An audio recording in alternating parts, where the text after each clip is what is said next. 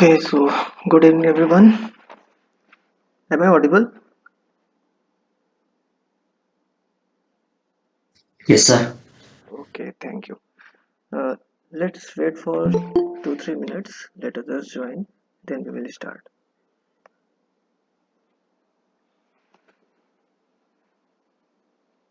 So, this is our week 5. This the focus was on uh, basically the interfaces and deployment, and also the other things are the storage of the data, how we store, and the mediums we use. So I will just quickly jump to the questions, and based upon questions, I will cover the theory if needed.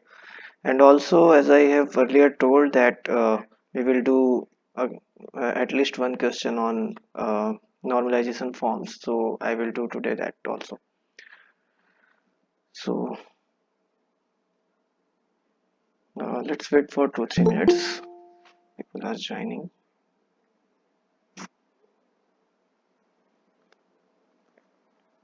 Till then, just go through this question.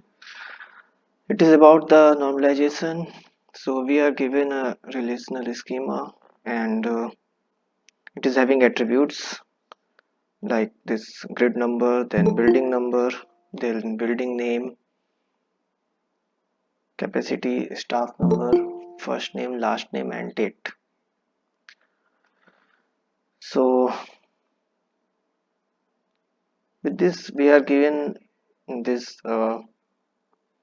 functional dependencies FD1, 2, 3, 4, and with the help of these dependencies, we have to normalize this table R up to Bcnf. Okay, so first we will check for 1NF, then 2NF, then 3NF, then final condition for Bcnf.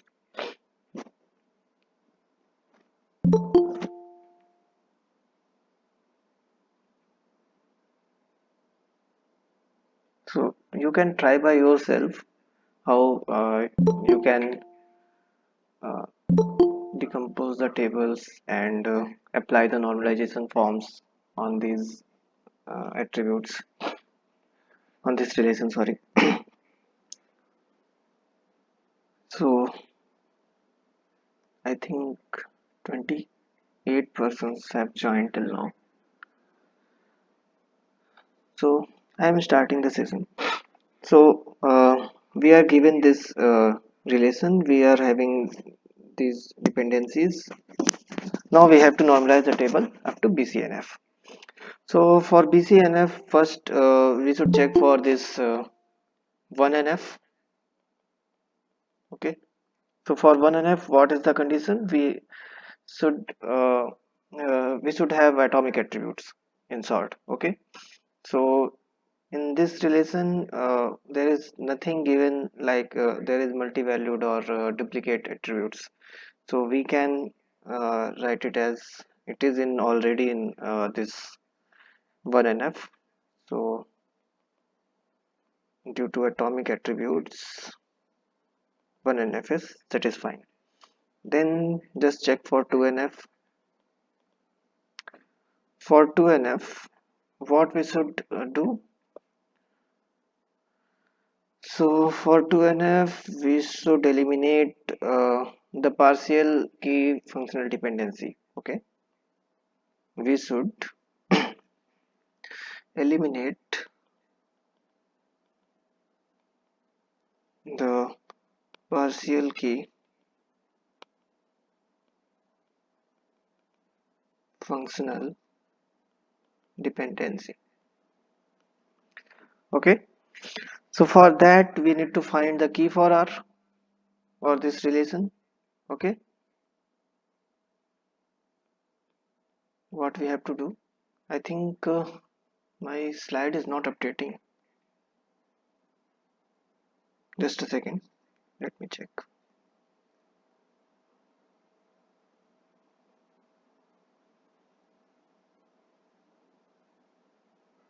Hmm, let me reconnect once. Sorry for interruption. uh,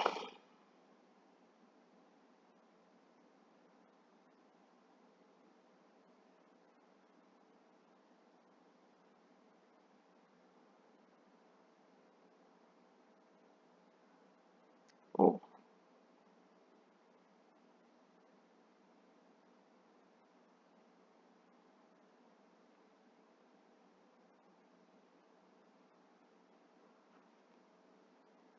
no, okay, now it's visible. So what I was telling, we need to find the key for R. Okay, we need to find the key for this relation R. Again, I think it's not updating. Okay, why it is so?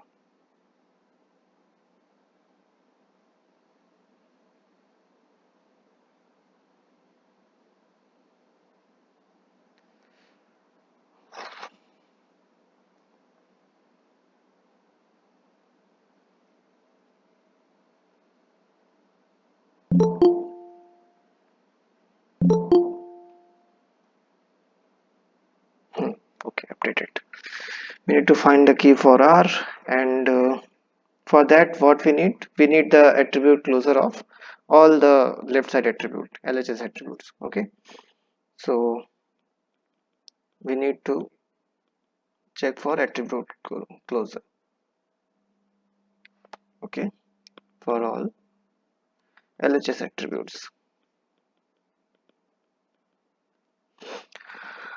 Okay, so oh god, again.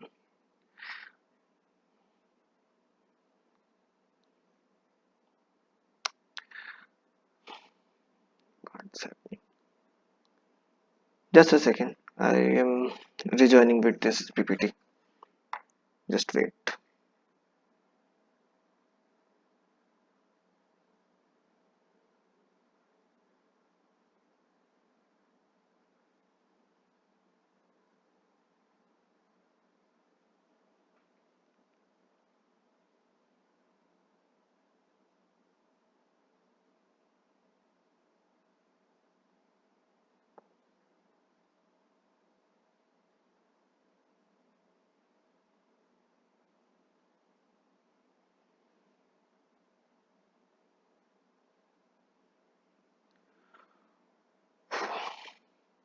Yeah.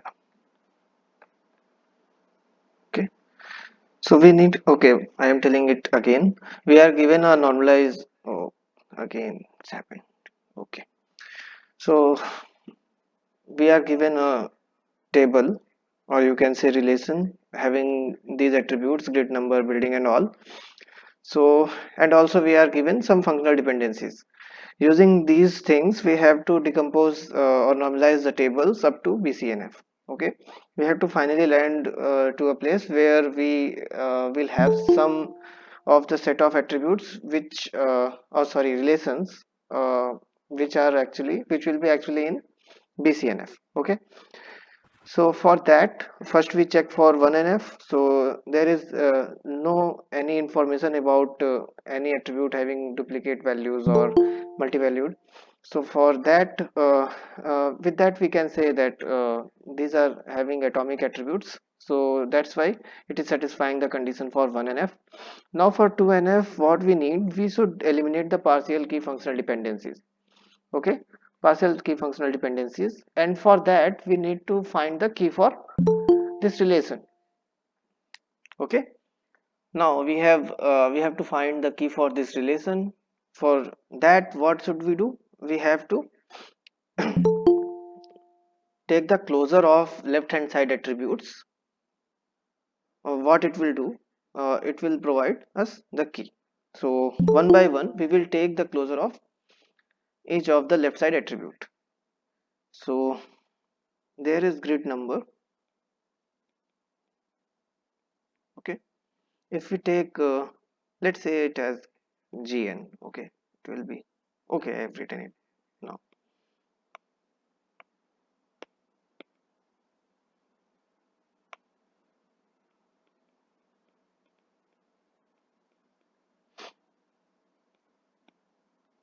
GN. Okay, so what will be closure of this? We will have this building number, capacity, and with building number we will land to the this building name. Okay, so building number, capacity, then there is building name. Okay, so what we can infer from here, if you see it clearly, here is it is capturing just three attributes with this GN. Okay, so what rest are remained? We have it is not covering this staff number. It is not covering this first name, last name, and date. Okay, so what should we do now? We can first write it like it doesn't include all attribute.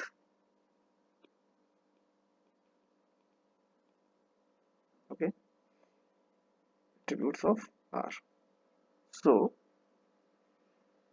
what we can infer that individually it can't be the key for this relation R. Okay, now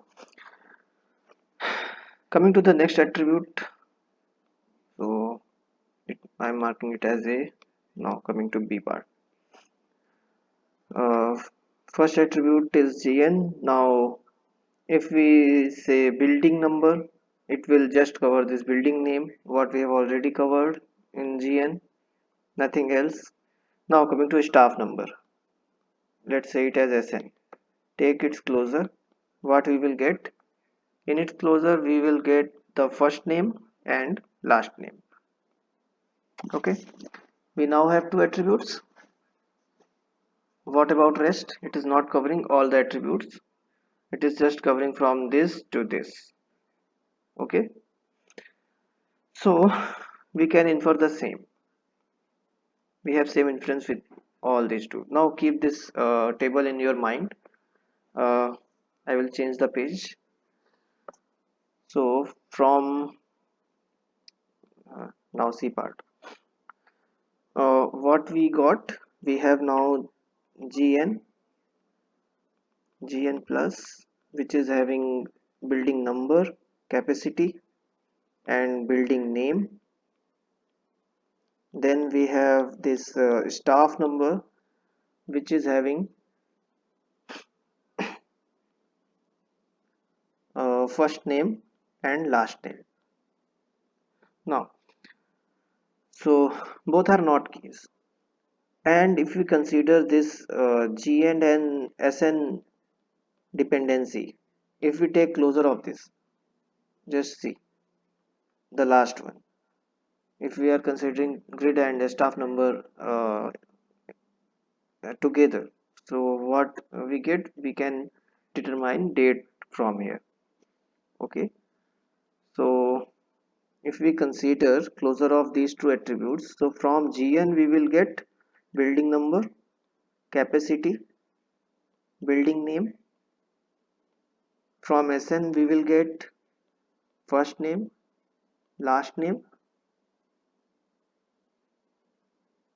and with the help of last functional dependency 4, what we will get? We will get date. Okay, so what we can infer? We can infer from here that compositely. Okay, if you have question, you can ask or you can write on chat. Okay. And if you are able to solve it, then it will also be better. Okay. Now, what we can infer from here? We have this building name, capacity, building number, first name, last name, and date. And so building number, building name, capacity, first name, last name, and date, and rest are staff number and grid number that we can get it from closure. So what we can say, if we are taking them together, it can work like composite key.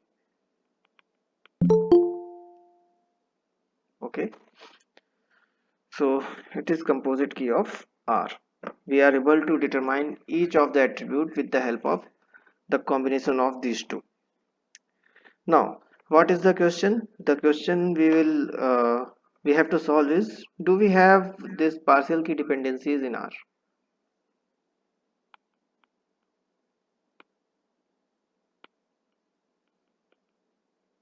Do we have partial key dependencies in this relation R? Okay, this is the relation formed now. For R, Gn and Sn are the compositely are the keys. So can you all comment on the answer? Do we have partial key dependencies in R? Yes or no? Just yes or no.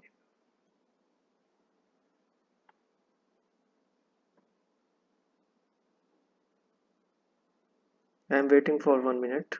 Just comment. Do we have partial key dependencies in R now? It's very simple. Just Yes, sir. Grid number is doing building number and capacity, yes, yes. and So then just see this set of functional dependencies, and finally where we are landed, we can easily infer that yes. Okay. Now, what are these dependencies? First is that GN1. Okay, GN provides this building number and capacity, and second is SN provides first name and last name. So due to this, what we can infer that it is not in 2NF. Okay, now we have to convert it into 2NF.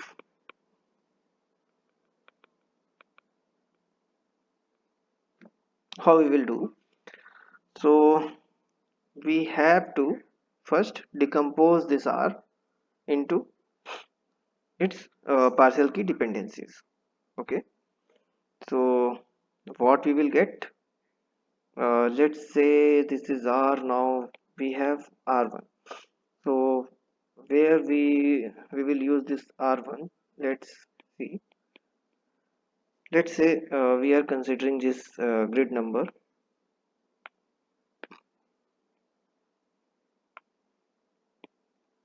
Oh, sorry, GN as this. If we are considering this GN as first key, so what it will cover, with the help of this we can learn to this uh, B number, capacity, and B name.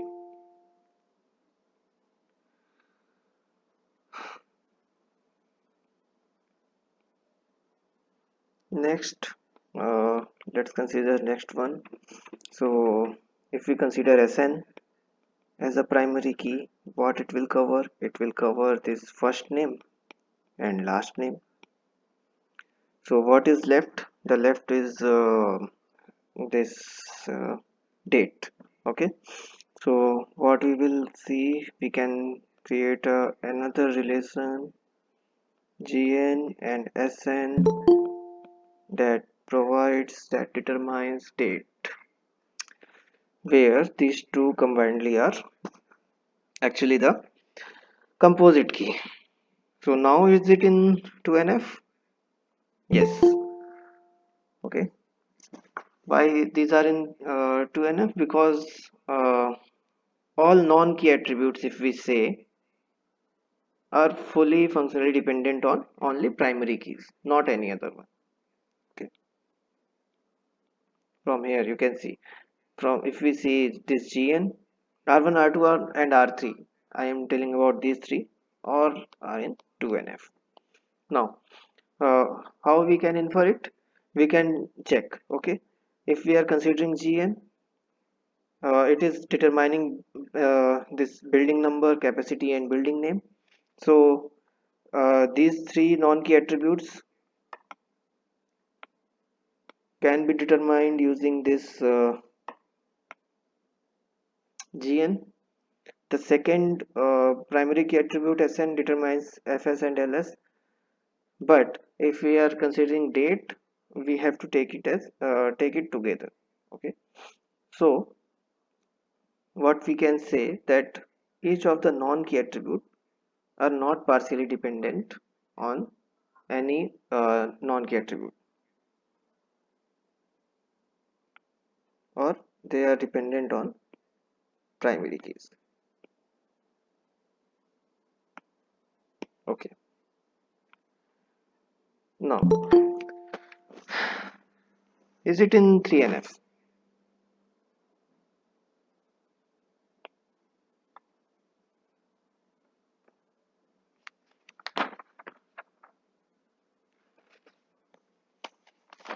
So for 3NF, what is the condition? For 3NF, we have to eliminate non-key dependencies, or we can say functional dependencies with a non-key attribute is dependent on any other non-key attribute, then we can say it is not in this 3NF. Okay, so here we can, what we can infer from here, so if we just see R2 and R3, there is no problem. Fs cannot determine ls and date is indivisible, but in if we consider this R1, what we can say from this functional dependency 2, okay, building number can determine this building name. So what we can say, this non-key attribute can determine this one. Now from here, so it is not in 3NF. How we can change it? We can again decompose this R1. Okay, so we can decompose it in R11 and R12, and in this R11 and R12, what we will do, we will try that we can take one attribute and next one which is dependent on non-key attribute, uh, that should also be determined with the help of primary key. So we have to make that next non-key attribute as primary key for another relation that will work as foreign key for this original relation. So if we are considering GN, So I have and a question. yes, Can I ask? yes, yes, please.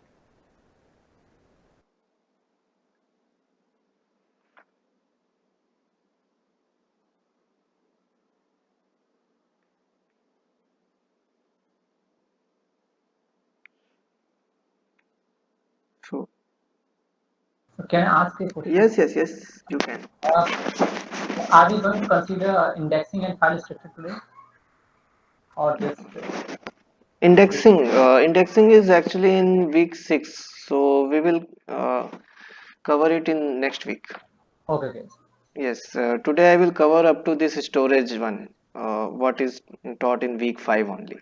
Okay, thank you. Okay, so we have 8 lectures as problem solving sessions, so we are covering one by one single week in one lecture. Okay, so okay, now uh, R1 is not in 3NF. So if we consider this GN as the primary key for R11, so we have to take care of this building number and building name. We have to take this building number and capacity, but not building name, because from this functional dependency we can say that building number can determine this building name. So it will be our next relation. Okay, so building number, which will be primary key here, and building. Now we can see that each of the non-key attribute is not dependent on non-key attribute, so we can infer that it is in 3NF now. uh, I have a gentle request, please, next time onwards, just join within 5 minutes. Every time I'm in flow and you join, then I have to just accept your request. It just please switch off your mic.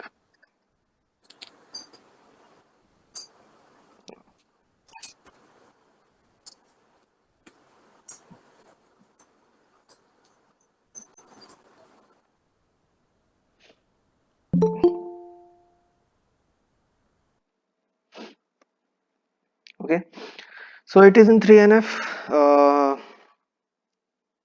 Which are in 3NF. First is R11, then R12, then R2, then R3. If we consider these four all are in this 3NF. Now comment for Bcnf. Yes or no? Just write in the chat. Is it in Bcnf or not?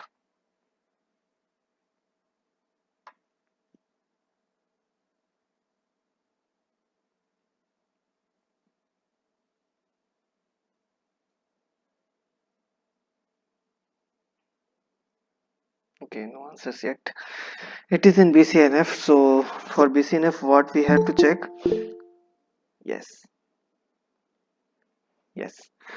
So in Bcnf, what we have to check, that each relation have only one functional dependency, and the determinant of functional dependency should be primary key. So there are one functional dependency in all the cases, and the determinants are already primary key, as we can see from R11, R12, R2 and R3.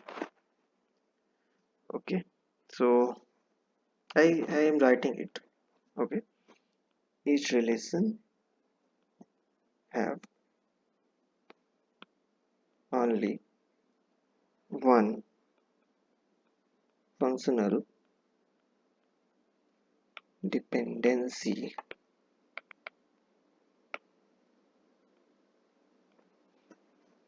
Oh, sorry.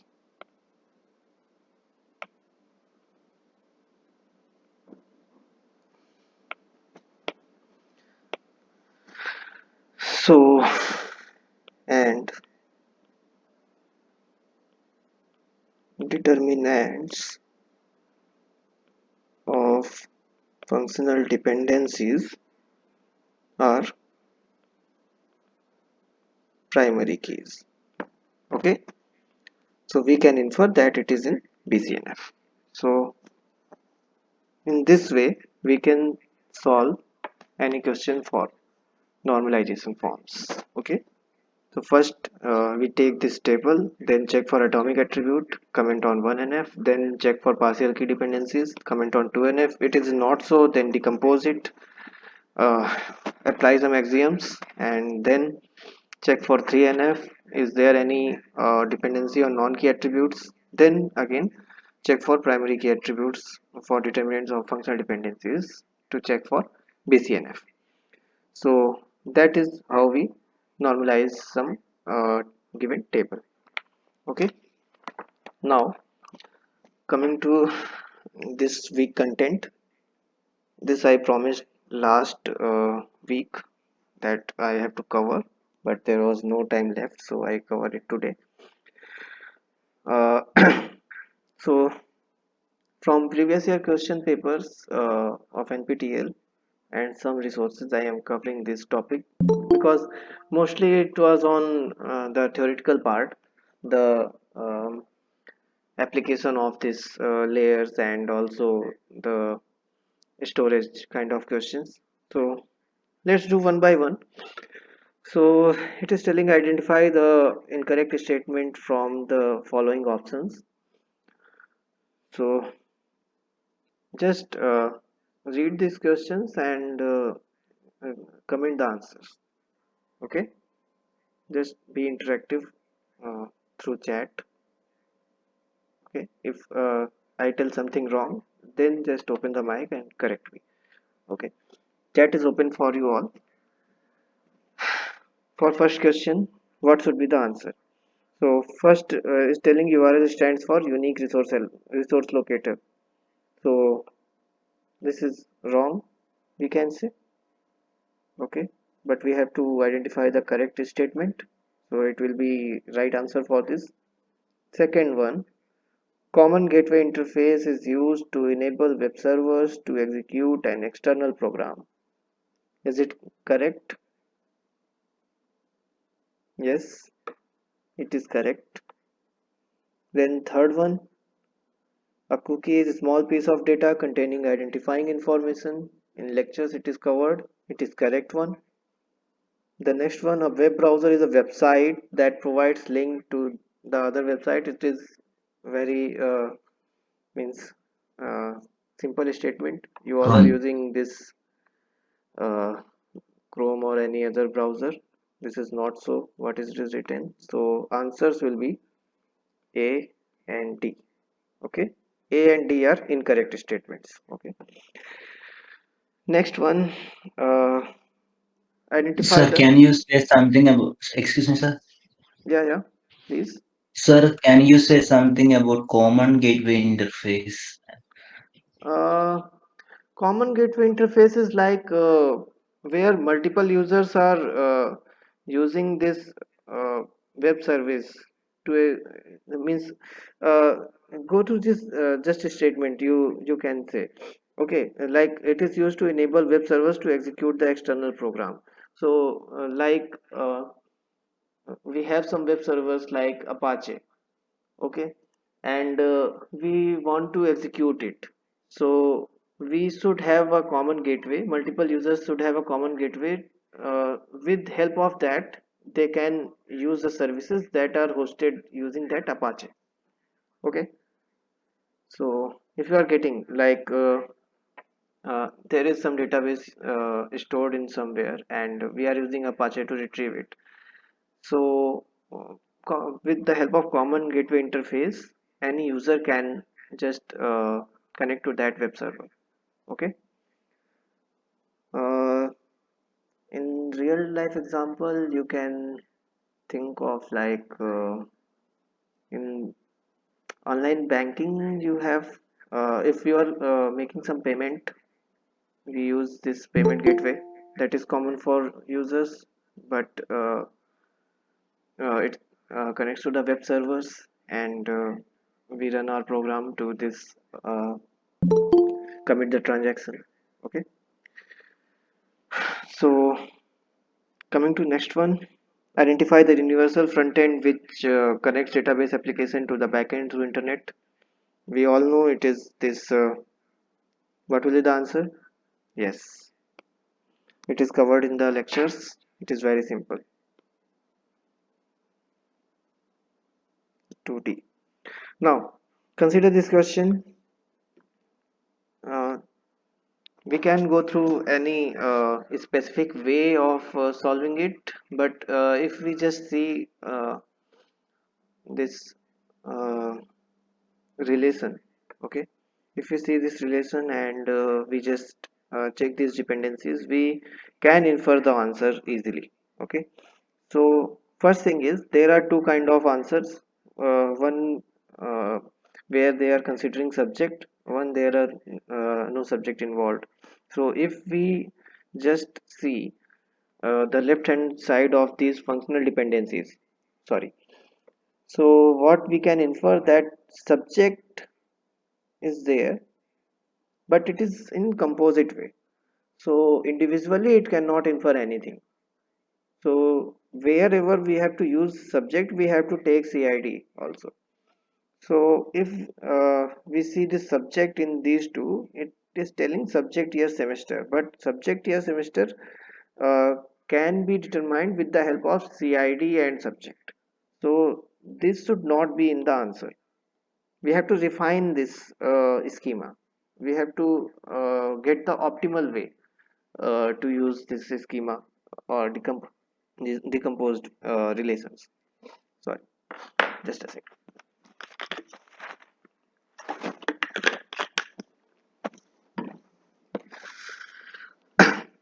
Now we have only two options left. First is having this DNO, and second is not having DNO. What should we consider? So for that, first just see.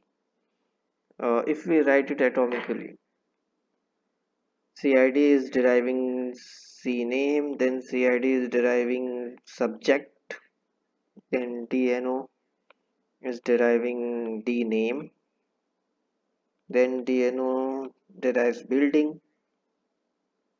Okay. Now, if we say this in last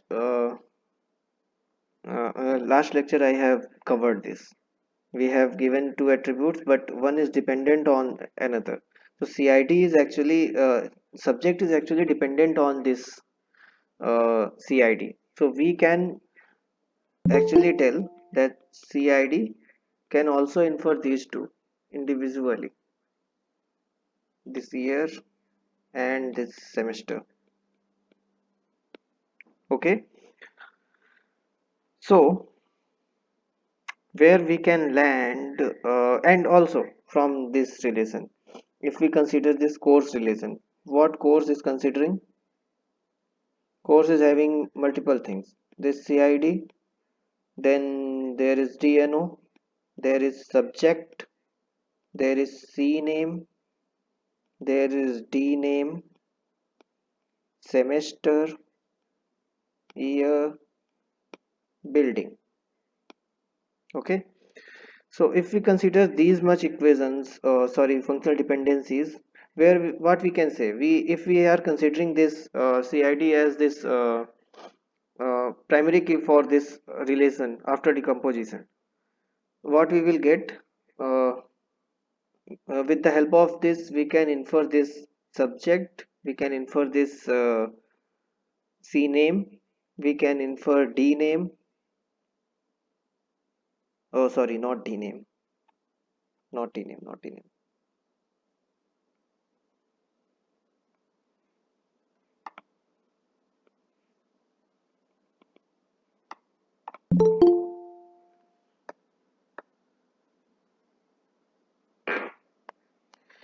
So we can infer this C name, then C name, after C name we have this year and semester. Okay, but if we are considering this D number,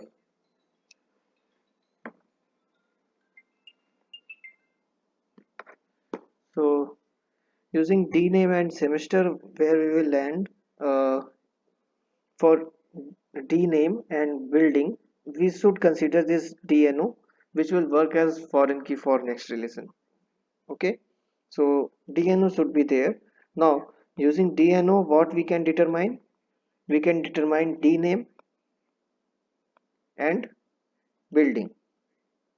So we can say it as the next relation they are telling course department. Okay, so DNO will be primary key here, and which will referring this, sorry, this DNO, which is in this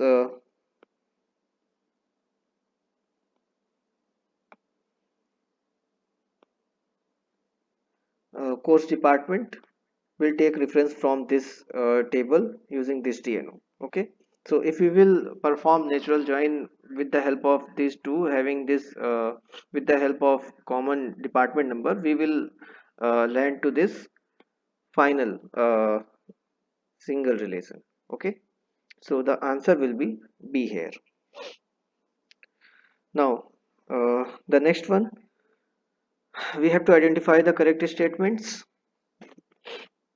So for this, if we see the first statement, it is telling free list is a linked list created from the deleted records of a file. So in lectures, we can see, okay, store the addresses of first deleted record in file header. So ultimately, what we can infer that it is created with the help of deleted records. Yes, it is right. Next one, file pointers are some bytes that are allocated at the beginning of the file. So file pointers, is it there?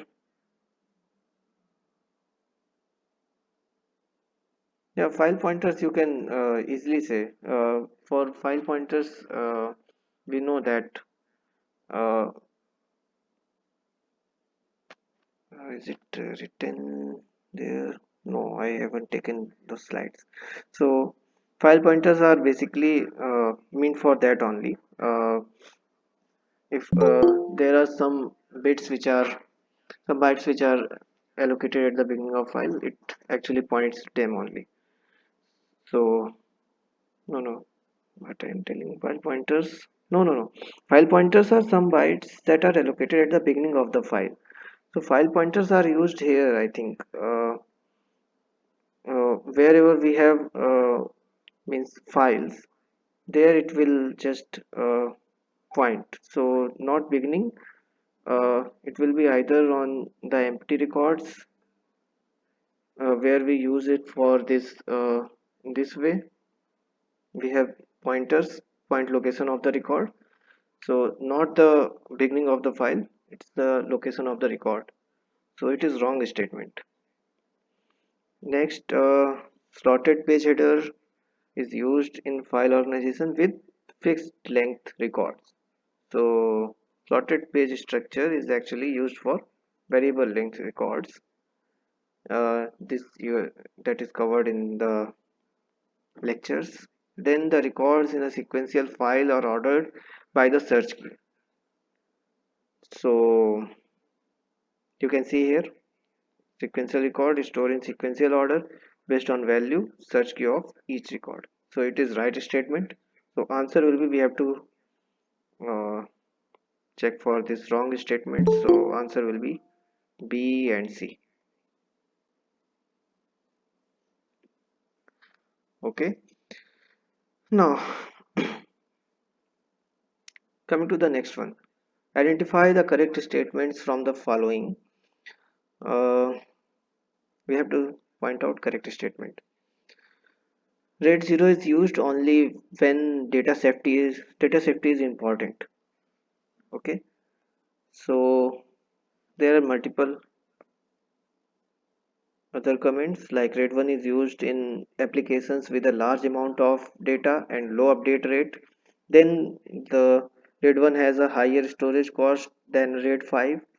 Then rate 5 is preferred in higher update environments. So let's see in PPT.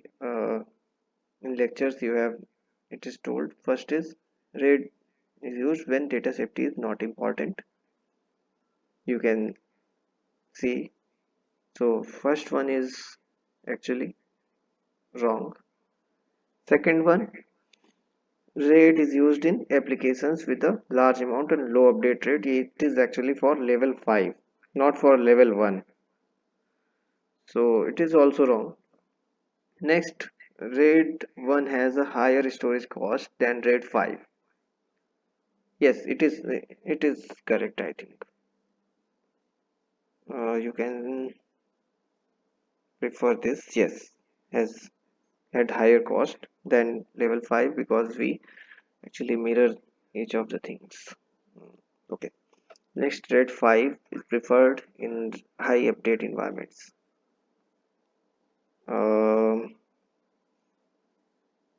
It is actually for level 1. Yes, much better performance than level 5. So level 1 is preferred. So this is also wrong. Answer is C. Next is six questions. Consider a table. This is one that was of indexing. So we have to just understand it. We are given this characteristic attributes.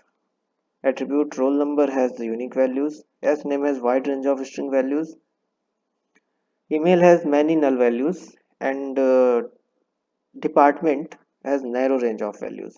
So which is not good for indexing. Easily we can say that email, because if we index with email there are null values. Okay, rest it is of question for indexing, so I will not go into depth. We will cover that in next week lectures. Okay, so answer will be C. In general, you can say that in general you can think of like null values cannot be used for indexing. That will be not okay. Next, now come to this question. This is for your seek time and access time and all. So it is telling that consider a disk pack with seek time of 4 milliseconds. Okay, so the seek time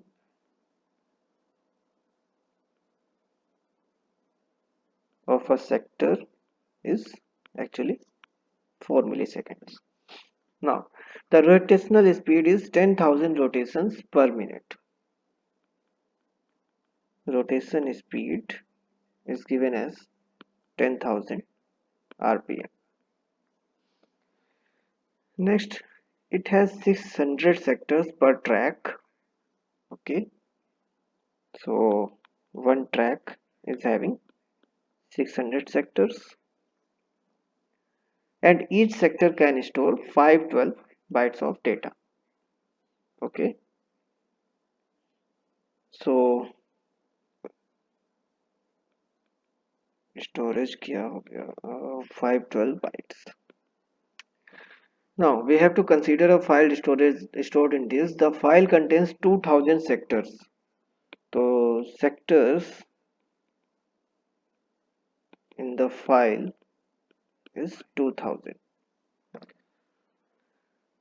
So assume that every sector access necessitates a seek, and the average rotation latency for accessing each sector is half of the time for one complete rotation. So total time in millisecond needed to read the entire file. Okay, let's solve this question. If anyone is able to solve it, just write the answer after solving it in the chat.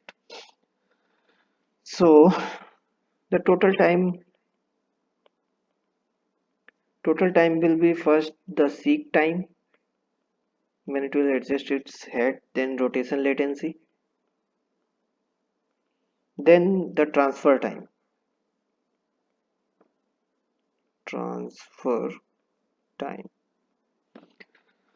Now we have done this transfer time.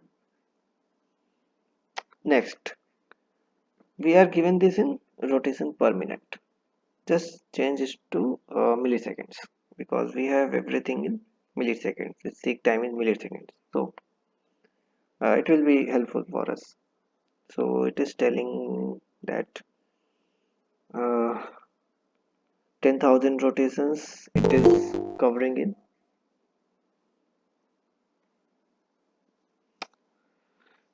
1 minute, or we can say 60 seconds.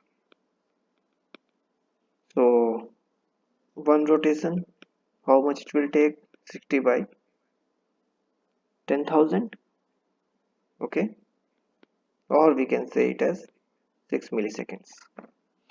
Now rotation latency will be half of this time. It is given in question, so 6 by 2, it will be 3 milliseconds. Now one rotation actually covers one track. Okay, and one track is having this 600 sectors. So the transfer rate, what will be the transfer rate? Transfer rate for a sector, it will be 6 by this 600.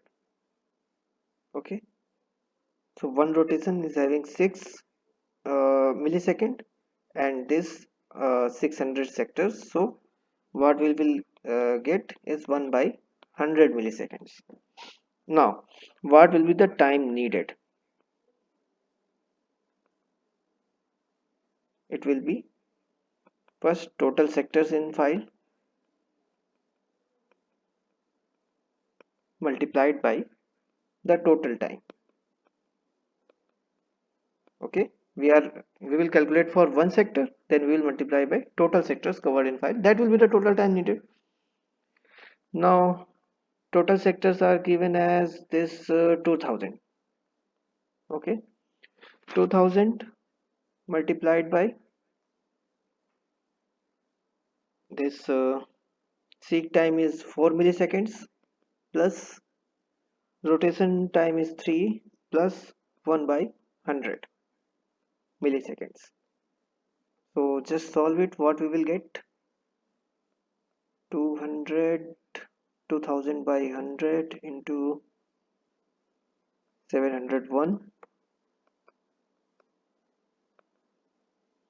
We will get 14020 milliseconds. Okay, so answer is 14020 milliseconds. Getting that? Anyone has solved it or not?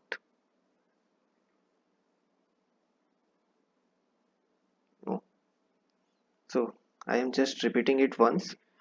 So whenever we consider this total time for this entire file reading, so there are three things. First thing, there is seek time when the head will adjust itself.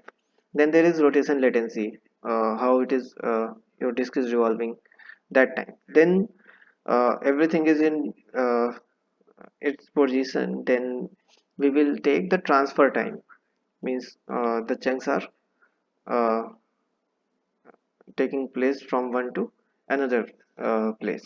So these three are taken into consideration. Now we have to just uh, means calculate these three. So first is given here, second rotation latency we have calculated here, it is given half of the time it is rotating. Then we have this transfer time where how much it is taking for transferring it. Now we have this for only one sector, we have to calculate for overall 5. So we have taken into consideration number of sectors in 5 and the total time. That is our answer. Coming to next one, it is not covered in depth in the lectures, but it was given in previous year questions, so I have taken it. So for this, there are 256 tracks, and we are using this sorted seek time first order. So if you have gone through some OS operating system lectures in some course, so it is actually the question related to that mostly, but it is covered in PPT in one slide. So whenever we are taking sorted seek time first, we just go one by one, which is the nearest one. So we are starting from 35. Now we just write it in increasing order. 45, then next is 85, then next is 92, then there is 102, then there is 137, 137, after that 141, 150, 165 and 172. So when it will start running, it is starting from 35. So from 35 it will go to first the nearest one, then nearest one, then nearest one. Now it is on this 92. So these all are covered. What is the nearest one from it? This 102. So okay, so answer is actually this D1. Sir, I didn't get the amendment. Can you explain again? Okay, so for shortest seek time first, when we start from initial track, we just see the which is the most means close one. Okay, Okay, so kind of. We just consider the number line kind of. yes. In simple terms, you can say. Okay, Okay. so all before 92 are covered. So next is 102, which is having only 10 point distance from it. It will take less time because it is not given as that it is non-uniform kind of time taking from one uh, point to another point. So 102 is the answer. Uh, Coming to the next one, just comment on it, what it is telling. the disk controller, we have to select the correct statements. The disk controller acts as an interface between computer system and the disk drive hardware. It is correct. If you see the lecture slides, you will get it. Mean time to failure is the minimum time when a disk can run continuously without failure. It is wrong. It is mean time when a disk is previously uh, got failed, and next it when it will suffer from failure, then we will collect such times and we will take mean of that. Coming to C number, what is this telling? When a sector is found to be bad, the disk controller remaps the logical sector to a different physical sector. Yes. Then when a huge number of disks are connected by a high speed network to a net number of servers, it is called network area storage. No. So answers are A and C. You can get clarification on this on lecture slides. It is clearly written. Next, coming to the last one of today's, consider the relation search that captures one-to-many relationship from department to faculty. Department is given as dash and faculty is like this. For the database containing three relations, department, faculty, serves. What is the minimal set of attributes the serves of the search table? So if we clearly see search if we consider it as a relation between department and faculty, so the minimal one will be the relation with having all the primary key attributes of the different tables. So from this one department we can get this DNO, from faculty we have these three things. Okay, so from department number it can land to this, and from faculty this faculty schema. So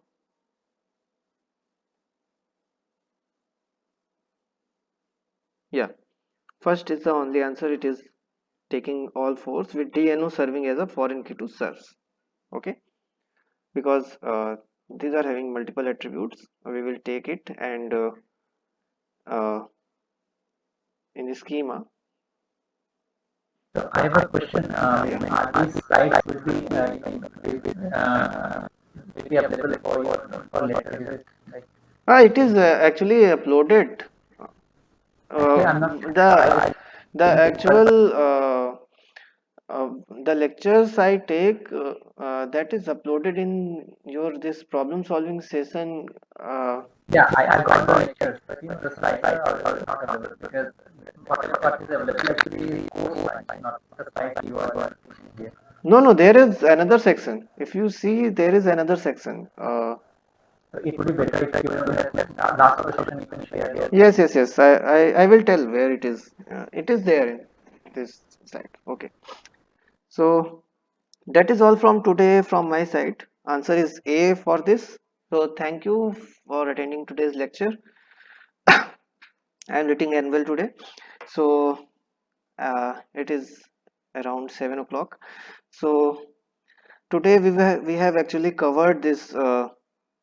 First, I went through this normalization table kind of question, which I told in last class. One thing is remained that I told for lossless and lossy decomposition kind of question. So I will try to cover in another week when there will be more theoretical and less problem type solving type of questions will be there if possible. And then we landed to this URL and application interface kind of questions and some schema refinement kind of questions, and one question on how we calculate this total time for access these things. Okay, this is most related to your OS concepts, so you can see from there also. So that's all from my side. Thank you all. Yes, I am telling first where it is available with this only. Just a second.